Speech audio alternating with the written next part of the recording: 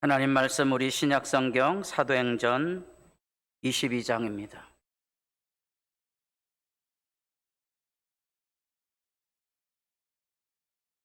사도행전 22장 21절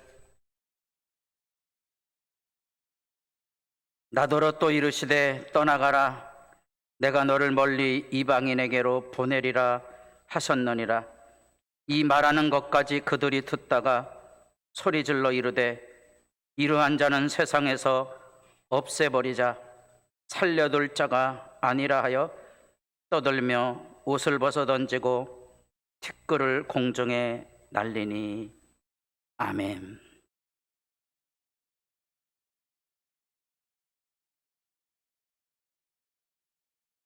주의 은총에 여러분의 삶 안에 날마다 새롭기를 소망합니다.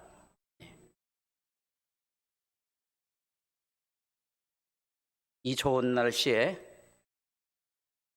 꿋꿋한 예배당에 오신 여러분들을 환영하시고 기쁘게 영접할 수 있기를 바랍니다. 왜 오셨냐고 물으면 승질나겠죠? 그러나 가끔은 물어보고 싶습니다. 오고 싶었는가? 오늘 이 본문은 사도행전 22장에서부터 23장까지 이어지고 있는 24장 초반까지 이어지고 있는 바울의 예루살렘 사건입니다. 그 예루살렘 사건의 오늘 그 중심 메시지를 듣습니다. 중심의 이야기가 뭐냐? 예수님을 십자가에 못 박으라고 빌라도 법정으로 추정되는 그 층계에서 죄의 아우성을 쳤던 사람들이 이번에는 바울을 없애버리라고, 우리말 성경으로는 그 내용이 좀 불분명하게 되어 있지만 이러한 자는 세상에서 없애버려야 된다는 거예요. 누가? 여기 누가 빠져 있거든요. 당신들이 이렇게 되어 있습니다. 당신들이 누군가? 악의 아우성입니다. 지금까지 곳곳에서 우리가 살아가는 역사의 현장 안에는 이런 악의 아우성 소리로 가득 차 있습니다. 우리가 십자가 앞에서 예수를 믿는다는 말은 바로 그 악의 아우성에서 하나님께로 돌아가는 거예요. 저놈 잡아 죽여라 하는 세대의 풍조 안에서 내가 죄인이라고 하나님 앞에 악의 현실을 끌어안고 사는 게 예수 믿는 거예요.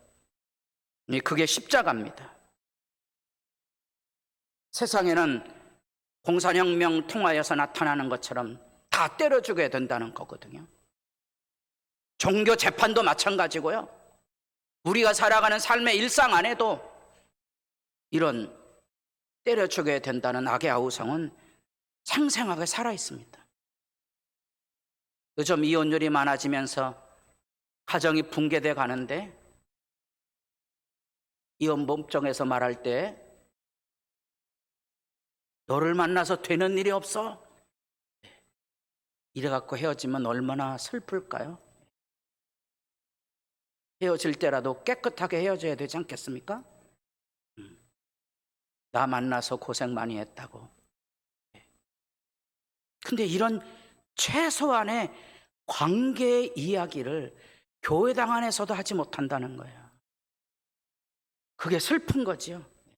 그게 슬픈 거예요. 오늘 예배에 오신 여러분들을 환영하고요. 여러분들의 예배가 최소한 1,000,000원짜리 예배가 될 수 있기를 바랄 뿐입니다.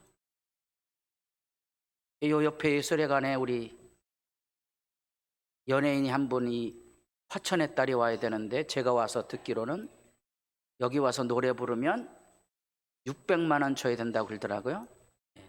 지금부터 10몇 년 전에. 얼마 줘야 된다고요? 여러분은 지금 몇 원짜리 예배하고 있습니까? 10원짜리 예배 드리면 재미없어요.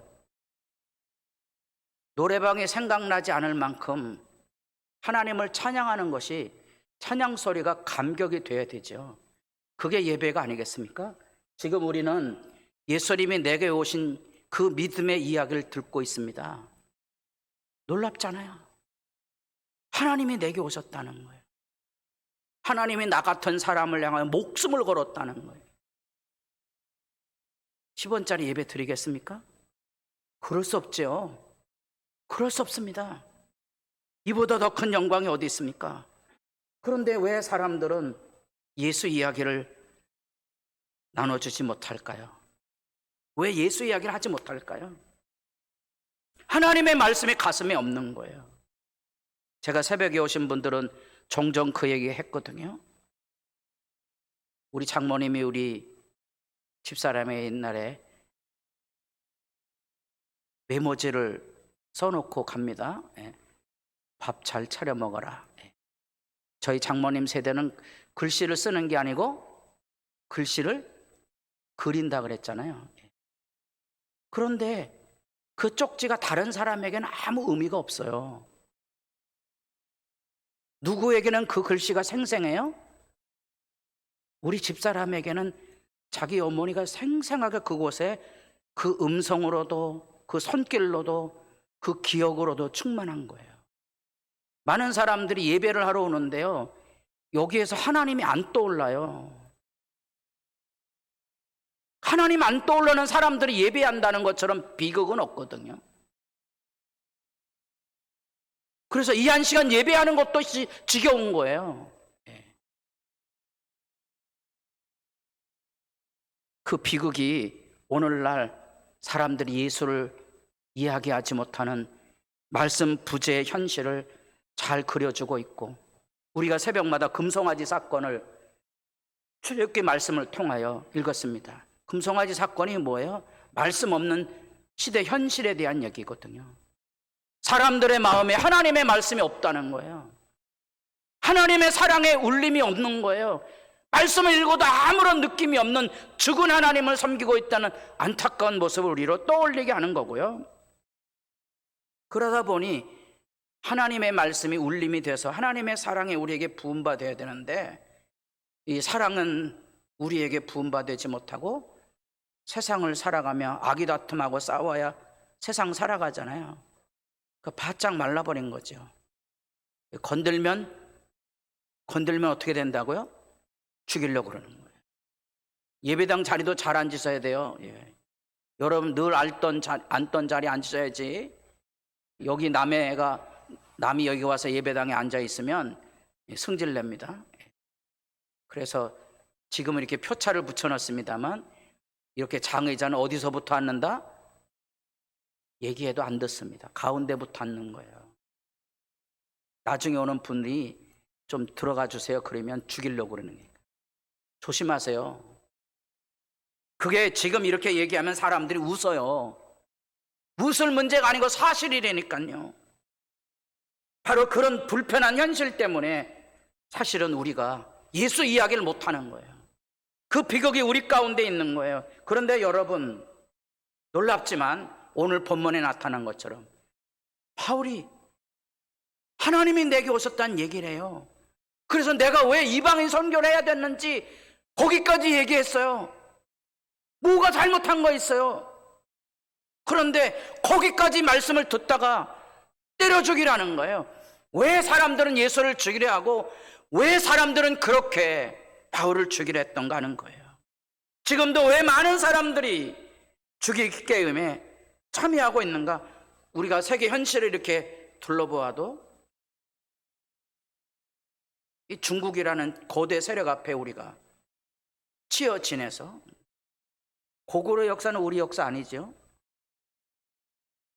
고구려는 윤동주라는 시인을 한국인이 제일 좋아하는 시인 중에 한 사람인데, 윤동주는 중국 사람이에요. 이해되세요? 그 똑같은 거예요. 독도는 무슨 땅? 우리 땅이라고 하면 일본 못 들어가요. 그렇잖아요. 미국은 요즘 경제 위기 이런 것 때문에 삼성 반도체 기밀 관련까지 다 보고하라 그러잖아요. 뭐 하려고? 드자비 하려고. 이 세계 정세만 그런 게 아니에요. 여러분 기이하잖아요. 교회 안에서 이렇게 다투고 싸울 때 30년이 지나도록 잊지 않고 있는 거예요. 더 비극이 뭔지 아시죠? 예. 따라해 보겠습니다. 시집 올 때, 크게 해보겠습니다. 시집 올 때 뭐 해가지고 왔냐고. 예. 그냥 우스갯소리인데 어느 집사님 가정이 아내가 치과를 가야 되는데 치과에 가면 이제 치료비가 단위가 달라지죠. 예. 남편이 글더래요. 그런 건 시집 오기 전에 미리 다 떼우고 와야지. 그냥 웃고 말았습니다만 우리가 하고 싶은 얘기예요. 왜 사람들이 예수를 죽이려 했습니까? 왜 사람들이 여기 바울의 이 이야기에 대해서 아우성을 치고 죽여 없애야 된다 그럽니까? 그것이 우리 시대에 살아있는 실제의 문제인데 그 실제의 문제 핵심이 뭔고 하니 독선이에요. 쉬운 말로 말하면 교만이라고요. 창세기 3장부터 시작됐던 내가 하나님의 노릇을 할 것이라. 내가 하나님의 될 거야. 자기가 다 하나님이 되려고 하니까 이 세상에 악감정이 쌓일 수밖에 없는 거예요.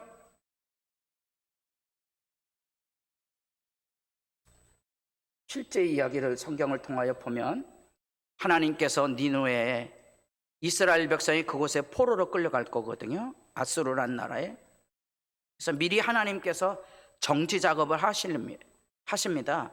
그래서 요나를 불러서 아수르 니느웨에 날아가서 하나님이 살아계심을 선포하고 심판이 있을 것을 경고해라 그러죠. 이 요나가 목회 갔다가 주일학교 다니신 분들은 고레뱃속에 들어갔다가 나왔다 그랬죠. 예. 그러면 가서 기쁘게 전했어야 되잖아요.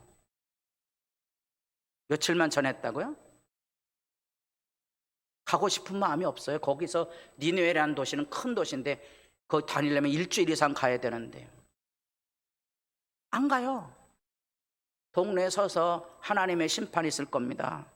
그래서 선포하는데 놀랍게도 그 아수르 사람들이 요나의 이야기를 듣고 재수없게도 회개하는 거라.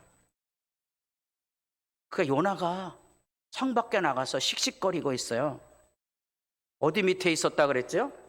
박넝쿨 밑에 내려가서 그늘을 쬐고 한 씩씩거리는 거예요. 왜 씩씩거려요? 예? 자기 체면이 말이 아니라는 거야.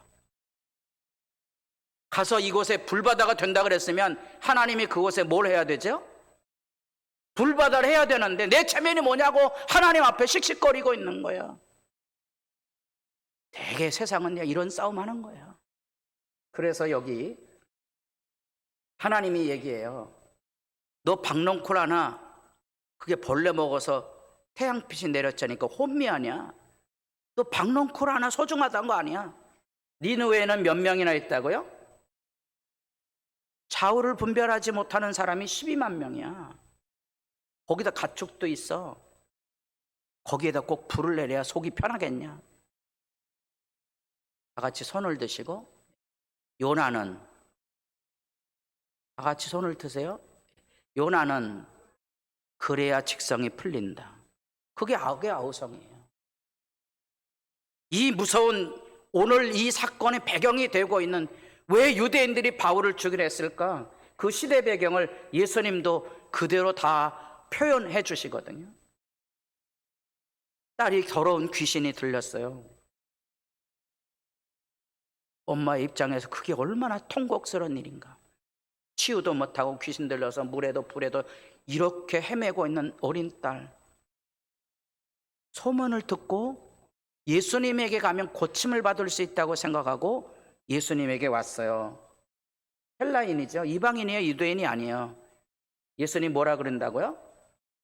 자녀의 떡을 취하여 개들에게 던짐이 마땅치 아니하니라. 야, 우리 예수님도 야비하시지. 그러니까 하나님의 은혜의 능력은 누구에게? 유대인에게 주어지기 위해서만 왔다는 거예요. 예수님 본 뜻이 아니고요. 이게 당대의 사고를 표현하는 말이거든요. 이 놀라운데 이 여인이 뭐라고 말하는 거 아니? 주여 올소이다마는 상 아래 개들도 아이들이 먹던 부스러기를 먹나이다. 대단한 믿음이죠. 빵 부스러기 먹다가 우리가 행주질을 하면 바닥에 떨어진 거를 개가 주워 먹는다는 거예요. 이 여인은 유대인이 개취하고 있다는 사실을 알고 있는 거예요. 개취급을 받아도 줬사오니 뭐 해달라고요? 내 딸을 고쳐달라는 거지. 이 자녀의 떡을 취하여 개들, 그 당대 유대인들은 이방인을 개 취급했거든요. 그러니까 이방인 선교한다는 바울이 못마땅했던 거예요.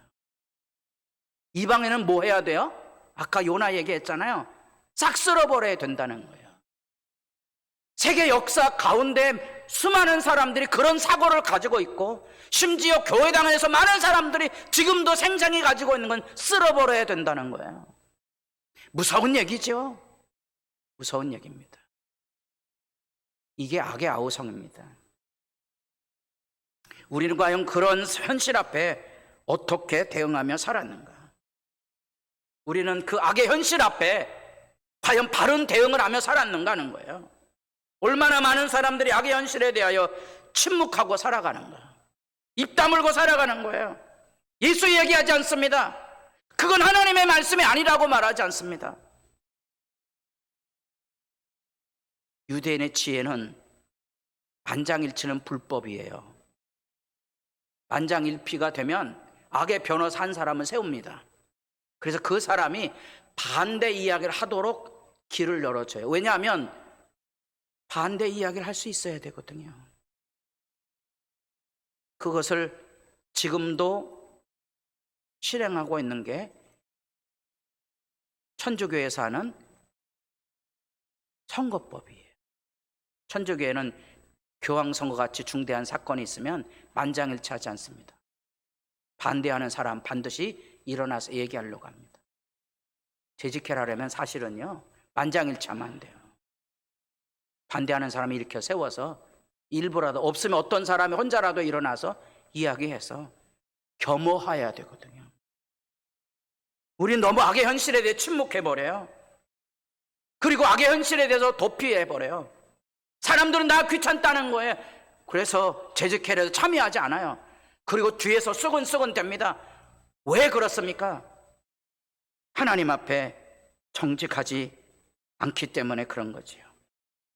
요즘 노태우 전 대통령 국가장에 대하여 일부의 사람들이 부글부글 끓습니다. 그럴 수 있느냐? 재밌죠? 금방 나오잖아요. 전 대통령은 국가장을 해야 되나요? 말아야 되나요? 두 사람이 조금 성질이 다른가요? 예. 생각하기에 나름이지요. 왜 우리가 이런 문제에 분명한 역사적인 짚어감이 없었던 거예요? 회피하고 도피하고 문제를 일으키고 말아버리는 거예요. 이렇게 악에 대하여서 정직한 대답을 하지 않으니까 악은 계속 증폭되는 거예요. 걸리면 다 죽습니다, 여러분. 악의 야구성에 휩쓸려 갈 거예요. 그런 현실을 예수님께서 뭐라고 말씀하시는 거 아니? 그 정죄는 이것이니 곧 빛이 세상에 왔을 때 사람들이 자기 행위가 악함으로 빛보다 어둠을 더 사랑한 것이에요. 빛의 얘기를 싫어해요. 수긍하려고 하지 않습니다. 많은 사람들이 요즘 경제 왜곡에 대하여 요즘 이름도 이상하죠. 대장동 문제가 막 있는데, 여러분들은 대장동 기억하세요? 제가 경험한 재개발의 현장은 피눈물 나는 거예요. 우리나라 법이 다 그랬어요. 생생한 거지. 저희 집도 이제 재개발에 걸렸거든요. 그래서 이주 비용을 주고 제가 살던 곳에 이주할 수밖에 없었어요. 땅을 싹 틀어서 땅을 줬어요. 기가 막힌 게 그 다음 현실이에요. 저희는 경제적으로 넉넉지 않았으니까 그 땅에 집을 지을 여력이 안 됐어요. 그 땅에 집을 지어서 팔면 양도세가 없고요, 가난해서 집 못 지고 살면 양도세 내야 돼요. 그 법이 이해가 되세요? 돈 있는 사람은 그 좋은 땅에 내 집 짓고 세금도 안 내고 떵떵거리고 살고, 가난한 사람은 그곳에 집을 못 지니까 세금을 내야 된다는 거예요. 이해가 되세요? 세상의 현실 구조가 전부 그렇게 흘러가고 있는 거예요. 이런 얘기하면 사람들 귀담아 듣지도 않아요. 왜? 오둠을 사랑하는 거예요. 자기 이권이 걸리지 않은 상태에서 다 침묵해버리는 거예요. 역사의 사건에 대해서 사람들이 다 침묵하는 거예요. 악에 마주 서려고 하지 않습니다. 왜냐하면 자기 행위가 드러나거든요. 아까 얘기했지만 과거사 문제, 광주 민주화 운동 문제 짚고 넘어가야 되거든요. 짚고 넘어가지 않으면 결국 악의 화근이 될 수밖에 없는 거예요. 왜 많은 사람들이 정직한 대화를 하지 못하는가, 진리에 마주서지 못하는가, 악감정을 그대로 가지고 있는가, 30년 동안, 50년 동안, 왜 악을 가지고 있는가? 악을 사랑하기 때문에 그런 거죠. 자기 죄가 드러나니까. 더 무서운 게 있어요. 그것은 이스라엘 백성이 멸망해 호세아 선지자가 심판을 외쳤을 때 나타나는 이야기입니다. 빨간 글씨만 읽어보겠습니다. 음란한 마음이 그 속에 있어 여호와를 알지 못하는 까닭이라. 왜 알지 못하겠어요? 모른 채 하는 거지요. 하나님의 말씀을 들으려고 하지 않습니다. 교회는 다니지만 하나님의 말씀을 하려고 하지 않습니다. 왜? 지 마음에 안 드니까. 그게 음란인 거예요. 내 마음에 안 들면 다 죽여 없어야 된다는 게 음란이에요. 그래서 음란을 표현합니다. 이스라엘의 교만이 그 얼굴에 드러났나니. 그게 교만이에요. 그게 자기가 하나님 노릇하려니까 세상이 이렇게 힘들고 어려운 거예요. 요즘은 전속살인, 그 전속 폭행 사건도 많아져요. 가정 안에서 부모와 자녀 간에, 형제끼리. 그래서 1인 가구가 만연합니다. 왜? 쌓인 게 너무 많아서. 건들면 죽이려고 하니까 혼자 사는 게 편한 거예요. 그게 음란이에요. 그게 교만이라고요. 그래서 우리가 기억해야 할 일은 예수 십자가 앞에 서야 하는 거예요. 예수님이 하신 말씀, 의인 아벨의 피로부터 사가랴의 피까지, 그게 구약을 요약한 예수님의 해석이에요. 구약의 역사는 아벨을 쳐 죽인 창세기 4장부터 사가랴를 죽였던 역대하, 구약 성경의 마지막이 유대인의 성경은 역대하거든요. 창세기부터 역대기까지 이스라엘 전체의 역사는 아벨의 피와 사가랴의 피로 얼룩졌다는 거예요. 거기에 이제 여기 예수의 피와 바울의 피가 더해져 가는 거고요. 지금도 우리가 예수 얘기하면 죽이려고 애를 쓰고 있는 악의 실제 모습이고, 지금도 교회당 안에서 지 맘에 안 들면 없애버려야 된다고 아우성치는 악의 현실들이 자행이 되고 있는 거예요. 예수님은 그것에 대해서 냉정하게 말씀하시죠. 죄 없는 자가 먼저 돌로 치라. 죄 없는 자가 돌로 치셔야 됩니다. 멈춰서야 되거든요. 멈춰서야 됩니다. 주의 십자가 앞에 멈춰서야 됩니다. 그래서 회개하라, 죄사함을 받고 성령을 받으라는 하나님의 초대를 우리가 기억해야 됩니다. 요즘 우리 새벽마다 성막의 말씀 읽었습니다. 성막은 동쪽으로 문이 열려져 있습니다. 인간은 하나님의 품을 떠나 동쪽으로 갔습니다. 그곳에다가 바벨탑을 쌓고 우리를 위하여 자기들의 세계를 만들었습니다. 하나님은 그 동쪽 문을 열고 기다리고 계십니다. 내게로 돌아오라고요. 아버지께로 돌아가야 됩니다. 그것만이 살 길이거든요. 여러분, 우리가 사는 세상은 죄악의 아우성으로 가득 차 있습니다. 여러분, 이 세상을 과연 어떻게 살아갈지 여러분 스스로도 살필 필요가 있다는 사실입니다. 불행하고 아픈 것은 계시록에 가보면 이 세상에 하나님의 재앙이 쏟아지는데 그 재앙 중에 나팔 재앙이 있습니다. 불과 연기와 유황, 옛날 부흥사들은 이런 이야기를 하면 뭘 그렸는고 하니 미사일을 그렸습니다. 70년대 아직 미사일이라는 개념이 우리나라에 별로 없을 때, 그때 제 기억에 칠판에다 어느 부흥사가 미사일을 아주 멋있게 그렸어요. 계시록에 나타난 이야기를 보니까 미사일 앞에는 이제 뺀질뺀질한 머리를 그려놓고요, 이 뒤에는 불이 쏟아져 나가는 그런 그림을 그려놓은 거예요. 몇 명이 죽는다고요? 3분의 1이 죽어요. 눈 하나 깜짝하지 않으시네. 3분의 1이 죽어요. 예전에 흑사병으로 인하여 유럽에 3분의 1이 죽어나갔잖아요. 지금 우리가 앓고 있는 바이러스는 아직 3분의 1 안 죽었어요. 이거 아무것도 아니에요. 문제는 이 재앙에 죽지 않고 남은 사람들은 뭐 하지 않았다고요? 뭐 하지 않았다고요? 회개하자는 거예요. 눈 하나 깜짝하지 않습니다. 3분의 1 죽어도. 오히려 여러 귀신과 또는 보거나 듣거나 다니거나 하지 못하는 금은 동과 목 속의 우상에게 절하고 또 그 살인과 복설과 음행과 도둑질을 회개하지 아니하더라. 왜? 자기는 죄가 없어요. 여기 나타난 그대로 아까 제가 22절을 말씀하면서 이 말하는 것이 그들이 듣다가 소리질러 이르되 이러한 자는 주어가 빠졌다 그랬죠. 왜 이렇게 번역을 했습니까? 모호한 얘기거든요. 당신이 때려 죽어야 된다 이렇게 말하는 거예요. 네가 해야지. 예수도 그렇게 빌라도에게 당신이 십자가에 못 박으라고 명령해야 된다고 아우성 천 거예요. 여기 지금 바울을 죽이려 했는 데 있어서도 누군가는 불분명하지만 남에게 책임을 떠넘겨주고 있다는 사실입니다.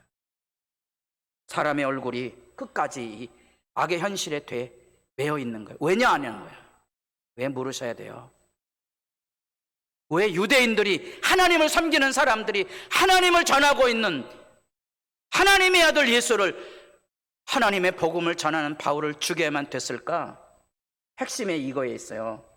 자기들이 혈통적으로 유대인이라는 거예요. 바울은 말합니다. 진정한 유대인이 되는 길은 혈통적으로 유대인이 되는 게 아니고 마음의 할례를 받아야 내면의 유대인이 돼야 돼요. 교회를 다닌다고 예수를 믿는 게 아니에요. 그 마음 안에 내가 죄인이라고 회개하고 내가 하나님 노릇하지 않는 정결함을 가져야만 예수 믿는 사람이 되는 거예요. 회개하십니까? 우리 앞에 회개의 복음이 필요한 거예요.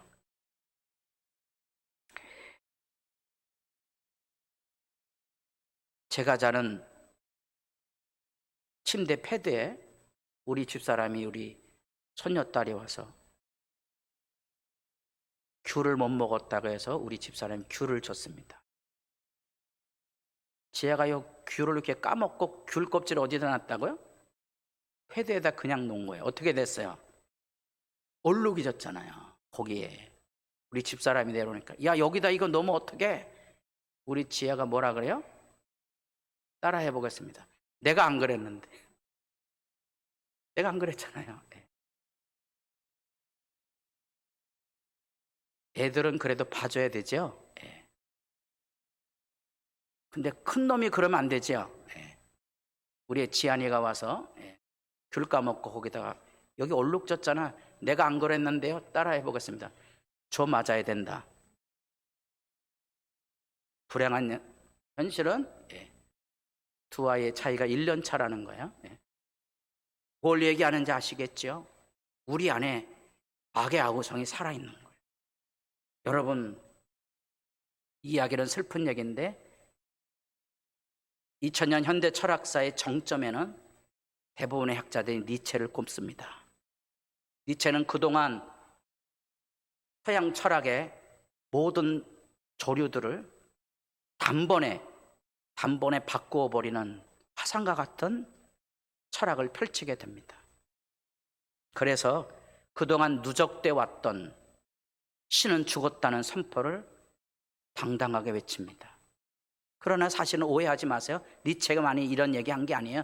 그 이전부터 신은 죽었다고 얘기했고 신은 죽어 있었다고 말했고요. 그리고 우리가 그를 죽게 하였다고 말합니다. 그게 서양 문화잖아요. 오늘날의 교회도 하나님 살아계십니까? 아니에요. 하나님 다 죽여버리는 거죠. 그래서 그는 하나님 없는 세상을 꿈꾼 거예요. 그가 말하고 있는 슈퍼맨, 초인으로 살길 원했던 거지요. 가능했을까요? 유명한 그림이거든요. 사람이 그린 거예요. 니체 철학의 정점에, 니체는 이탈리아 토리노 광장 안에 마부가 말을 끌고 가다가 말을 듣지 않는다고 말을 두들겨 패는 장면 앞에 쫓아가서 말을 끌어안습니다. 그리고 정신착란을 일으키고 11년 동안 정신병으로 고통을 받다가 죽고 말았어요. 많은 학자들이 그 이 사건의 의미를 해석하려고 합니다. 신앙의 눈으로 보면 명백해요. 신이 죽었다고 말하면 자기가 하나님 노릇하면 세상 살 수 있다고 생각합니까? 아니에요. 내가 잘못했다고 신 하나님 앞에 돌아와야 되거든요. 이 배경이 되고 있는 것은 죄와 벌을 쓴 도스토옙스키의 소설에 나옵니다. 돈 많은 전당포 할머니를 때려 죽여서 여러 사람, 가난하고 고통받는 사람들에게 도움을 주는 것도 나쁜 일은 아니지 않는가. 소설에서 주인공은 그렇게 해서 결국은 노파를 죽여 없앱니다. 그러나 그 죄책에서는 벗어나지 못하는 거죠. 그런 나중에 흉몽에 시달립니다. 시골에 농부들이 말을 끌고 가다 말을 듣지 않으니까 말을 두들겨 패는 꿈을 꾸게 되고요. 그 두들겨 맞는 말을 끌어안는 고통스러운 순간을 경험하게 됩니다. 그게 뭔고 하니 세상은 때려 죽여서 변화가 이루어지는 게 아니에요. 내가 잘못했다고 하나님 앞에 회개하고 나도 사랑이 필요한 존재임을 고백하며 살아야 돼요. 결국은 우리가 하나님의 사랑을 경험해야만 하나님과의 나하고의 관계도 열려지고요. 사람 때려 죽여라는 사람하고는 대화가 안 돼요. 내가 잘못했다고 고백할 수 있어야 대화가 시작이 됩니다. 죄의 아우성은 언제나 사람을 죽이라고 말합니다. 예수님 우리에게 말합니다. 내가 죽었다. 너는 사람 때려잡고 살지 말라는 거예요. 그게 십자가의 길이고요. 그게 복음의 얘기입니다. 여러분도 세상의 현실 앞에 사람 때려 죽이라는 아우성을 여러분의 삶 속에 신전처럼 모시고 살지 마시고 내가 범죄하였나이다 고백하고 하나님의 사랑을 마음에 담고 사는 복 있는 예수의 사람 될 수 있기를 바랍니다. 기도드리겠습니다. 아버지여, 우리도 죄인입니다. 우리도 우리 마음 안에 악의 지배가 있고 악의 아우성이 있습니다. 분별하지 못하게 되면 악의 도구가 됩니다. 생명을 살리는 예수의 사람으로 세상을 깨끗하게 살다 주님 나라 건너갈 수 있게 하옵소서. 예수님의 이름으로 기도드립니다. 아멘.